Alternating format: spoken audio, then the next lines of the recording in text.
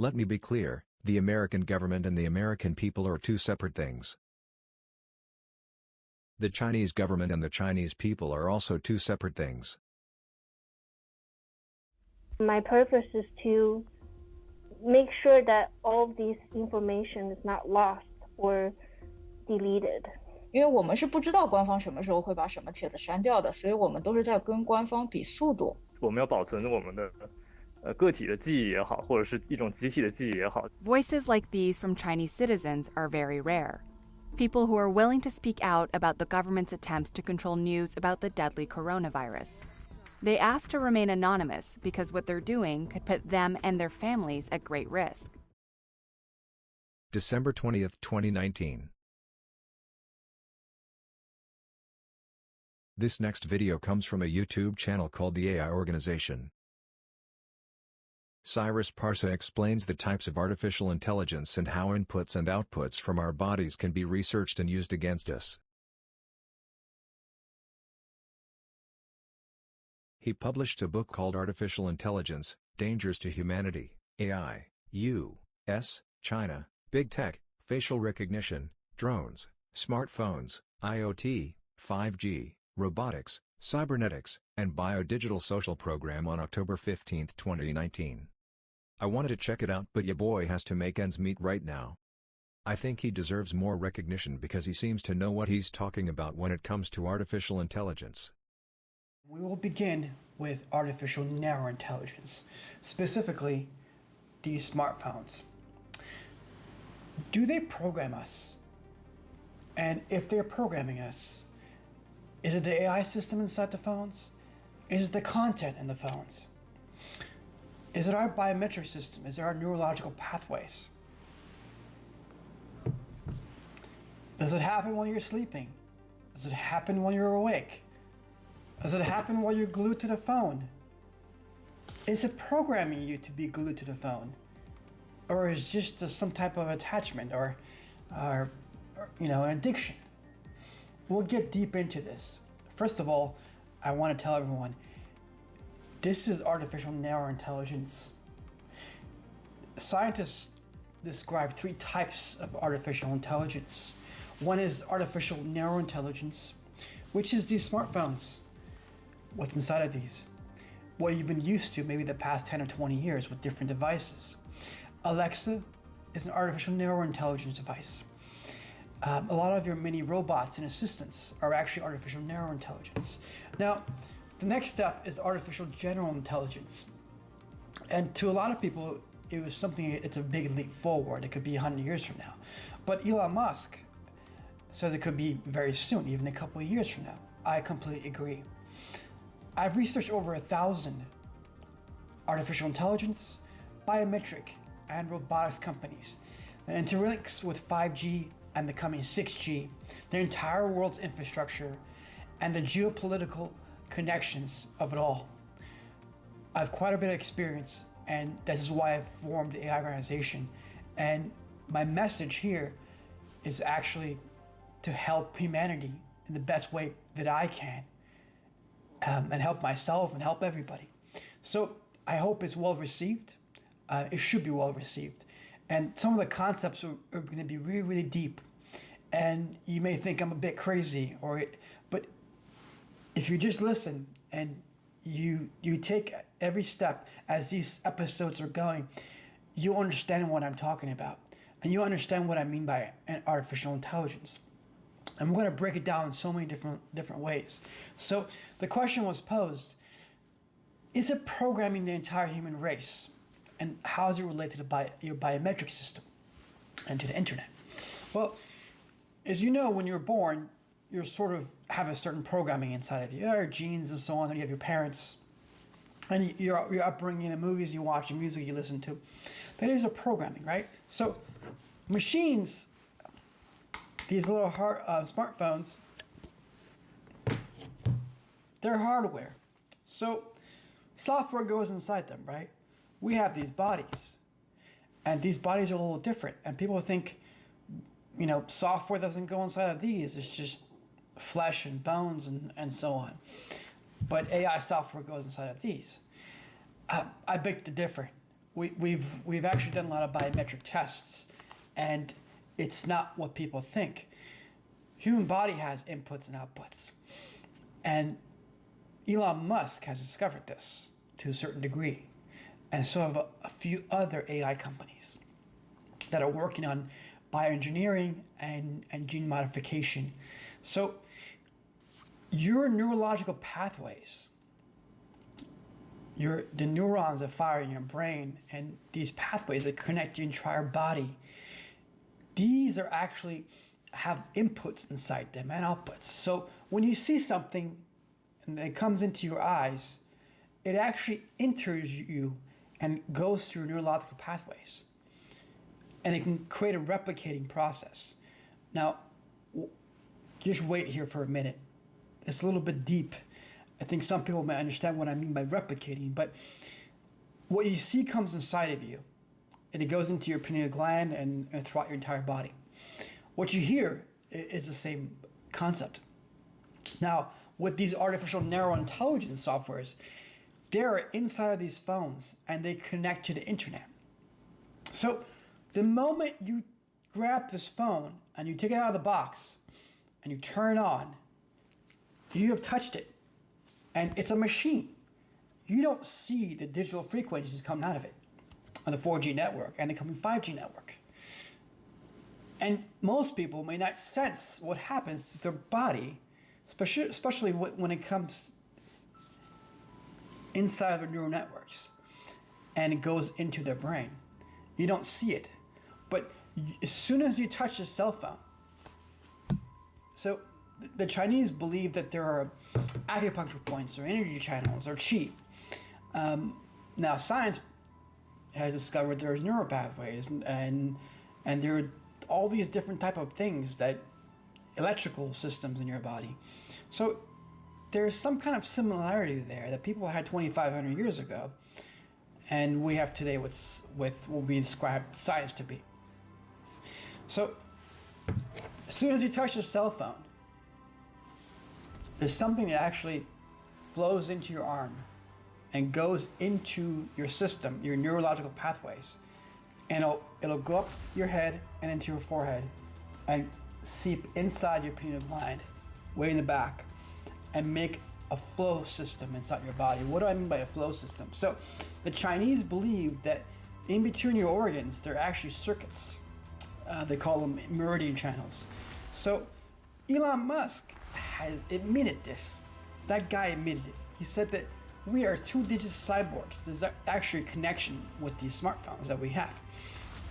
So what he's not telling you, and I don't think he understands it fully himself, but he understands it because he's using biometric tools, and he's using different machines to encode the data.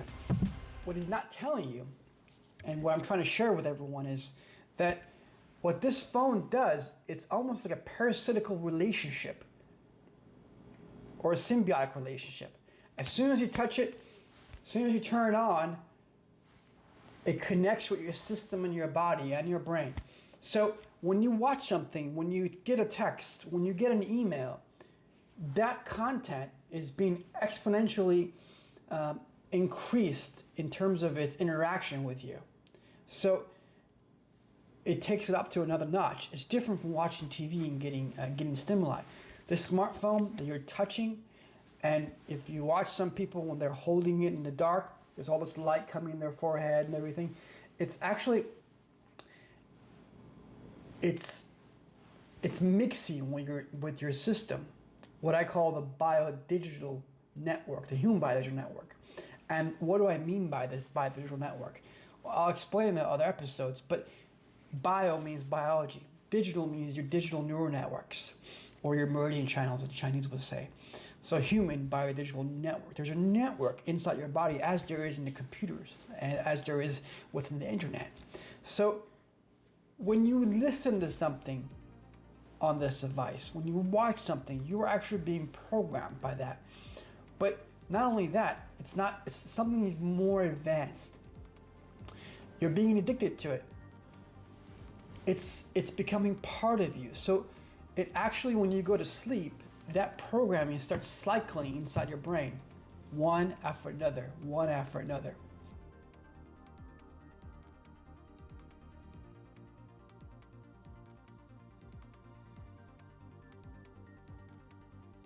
So if it is programming you while you're sleeping, who gives?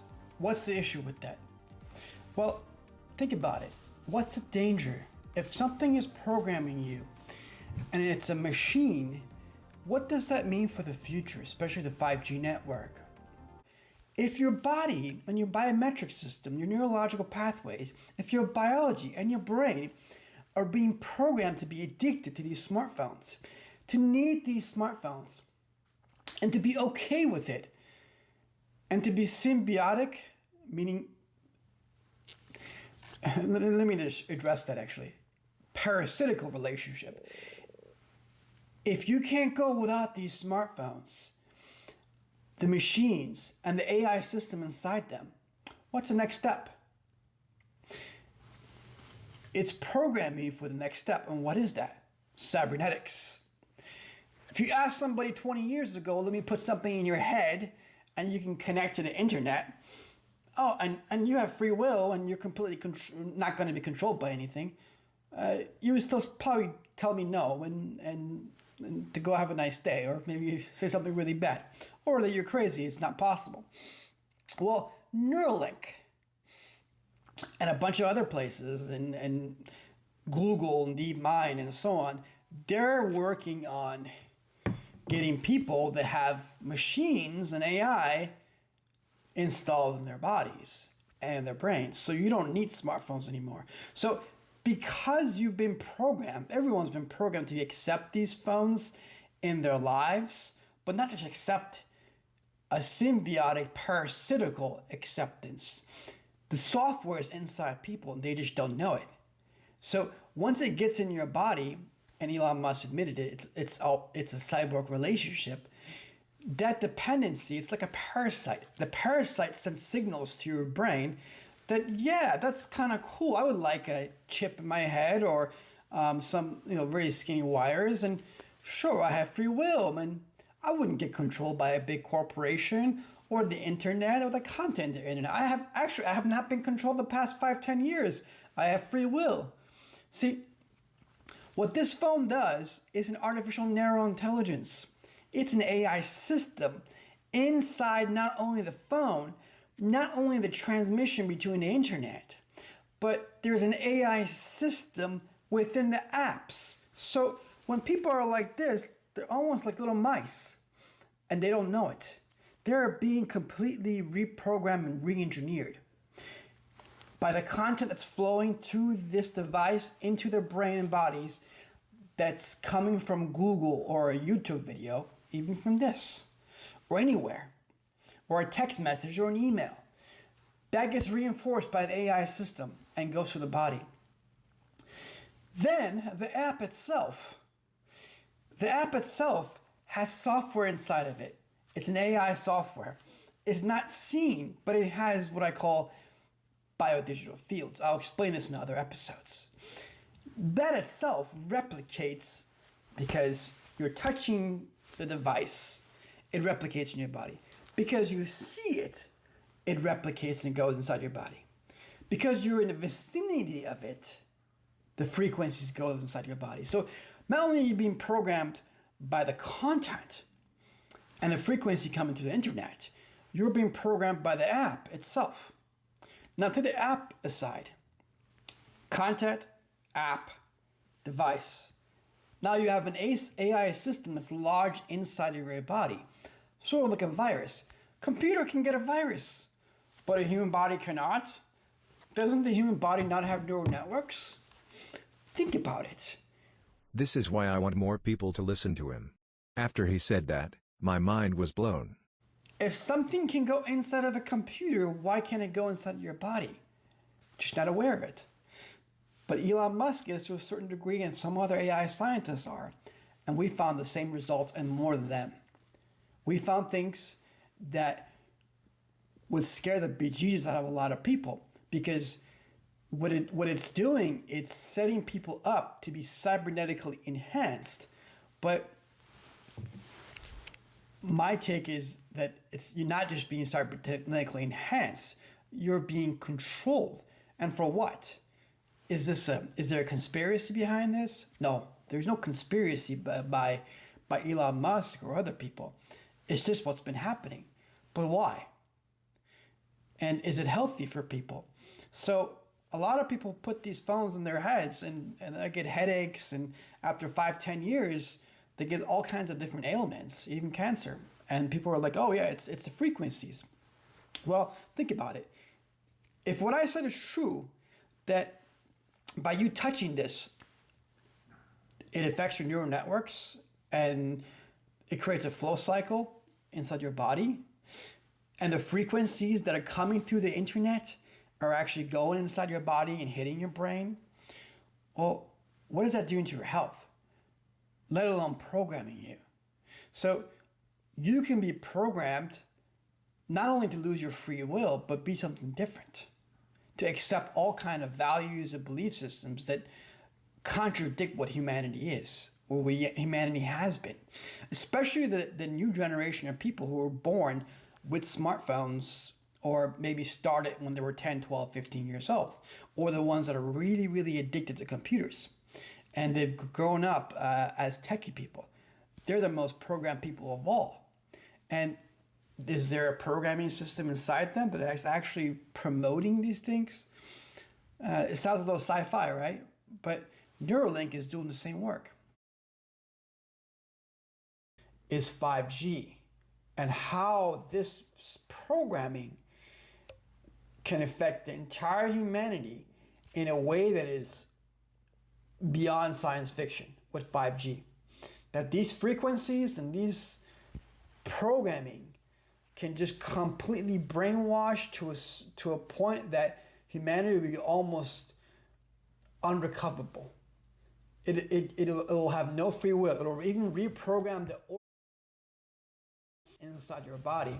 So people walk, oh, I'm hungry. They have a certain feeling. They want to do that. A woman and sees a man or whatever, or someone who's not heterosexual, they have a certain feeling they're somebody because their organ tells them, oh, I love that person, or that person looks good, right?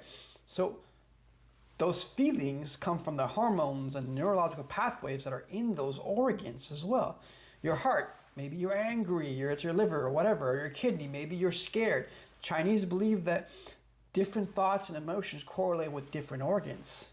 So these phones and the content internet are not just going into your neurological pathways in your biodigital network and your human network. No. In the 5G system, they'll start going inside of your organs. The circuits will be reprogrammed. So look at a computer, it can get an upgrade or a virus or completely be altered. This is what's happening to humankind, to entire humanity. And no one's above this. Even the highest presidents, politicians, and especially the scientists, the most intelligent people who have PhDs in their names, they're the most programmed of all, void of any free will.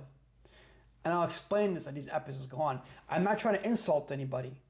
It may be taken as an insult, but this, if you could see what these machines are doing to people, you would believe it's going to be way beyond the Matrix.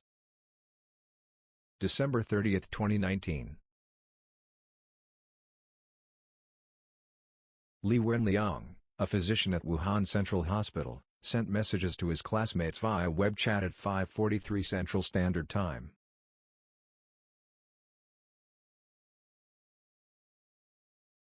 Li told his friends there were 7 confirmed cases of a SARS-related illness at the Huanan seafood market and sent an attachment of the report and video of the CAT scan results. Li told them an hour later, at 6:42, that they were coronavirus infections but it was still being subtyped. Li also told them not to circulate the information outside the group and to tell their loved ones to take caution. A screenshot of his post was leaked and circulated online. I hope you remember his name because without him, who knows when we would have heard about the coronavirus outbreak in Wuhan. December 31, 2019.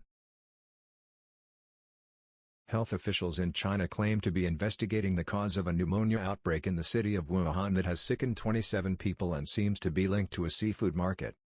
Wuhan health officials said the pneumonia appears to be viral, no obvious human-to-human transmission has been observed, and no healthcare worker infections have been reported. January 3, 2020. On January 3, 2020, police from the Wuhan Public Security Bureau investigated the case and summoned Li, giving him a warning notice and censoring him for making false comments on the internet. I don't want to read too much into this because apparently Li did say it was a SARS-related illness and that was yet to be determined. Still, he shouldn't have gotten into any legal trouble. Cyrus Parsa, from the AI organization, posted this video the same day.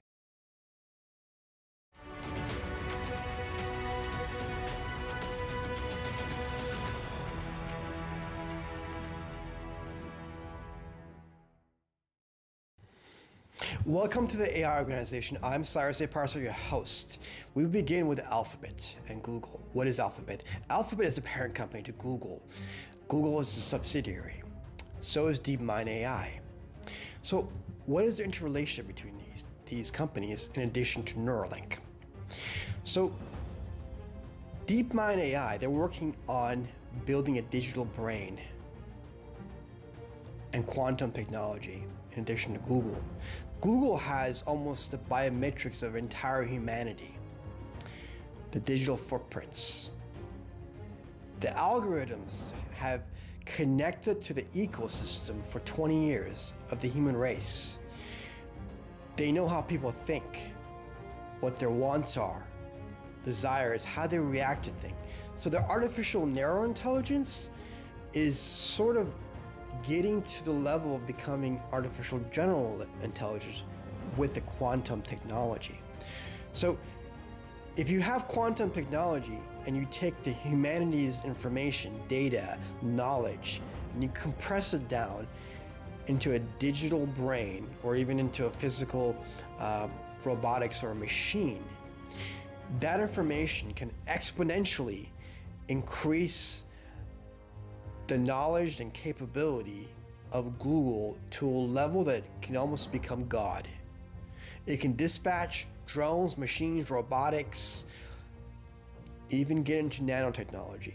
So many different, it can control humanity, not just a surveillance state. It can control humanity by biodigital social programming. It's a very sophisticated term, and I'll get into that a little bit within this episode, and I'll get really deep into it in the next episode. So imagine a digital brain that connects to the entire planet and all people. The frequencies from this digital brain, this quantum technology, would be dispatched to your smartphones, your IoT devices, or if you're cybernetically enhanced or cybernetically changed, command centers, network grids. That information would connect your neural networks, and it would begin a process of replication. What do I mean by that? So it starts to biodigitally social program you. Bio means your biology. Digital covers your neural networks. If you believe in a religion, it covers your soul. Social covers your emotions or your social network or your social media. Programming is programming, biodigital social programming.